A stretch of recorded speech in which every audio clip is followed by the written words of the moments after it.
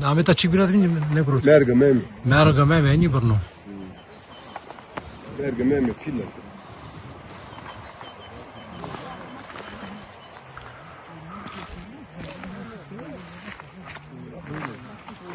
Ancak eylem olarak eylem bakacağız. Basına yansıyacak.